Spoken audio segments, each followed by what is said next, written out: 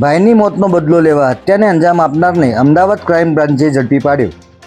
નમસ્કાર મિત્રો, હું વિપુલ પટેલ, શિક્ષાપત્રી સંદેશ ન્યૂઝ સત્યની સાથે। એક નજર આજના મુખ્ય સમાચાર પર।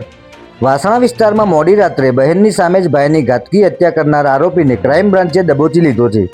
વાસણા વિસ્તારમાં આવેલા ભરવાડવાસમાં રહેતો હિતેશ મેઘવાલ 23 માર્ચની રાત્રે ઘરની બહાર સૂતો હતો ત્યારે અજાણ્યો શખ્સ આવ્યો હતો અને તીક્ષ્ણ હત્યાના ઘા મારી હિતેશની હત્યા નિપજાવી હતી। આ સમયે હિતેશની બહેને બૂમાબૂમ કરતા આરોપી અહીંથી ફરાર થઈ ગયો હતો। આ અંગે વાસણા પોલીસ સ્ટેશનમાં નોંધાયેલા હત્યાના ગુનાને લઈને ક્રાઇમ બ્રાન્ચે પણ તપાસ હાથ ધરી આરોપીને ઝડપી લેવા માટે ચક્રો ગતિમાન કર્યા હતા।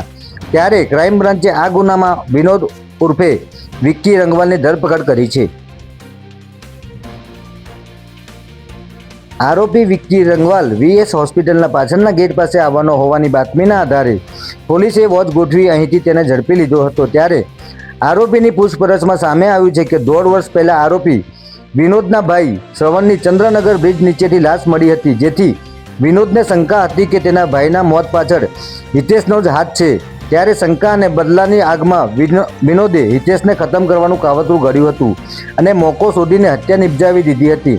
ત્યારે ભાઈના મોતની શંકાનો બદલો લેનાર આરોપીને ક્રાઇમ બ્રાન્ચે ઝડપી લઈ આગળની કાર્યવાહી હાથ ધરી છે।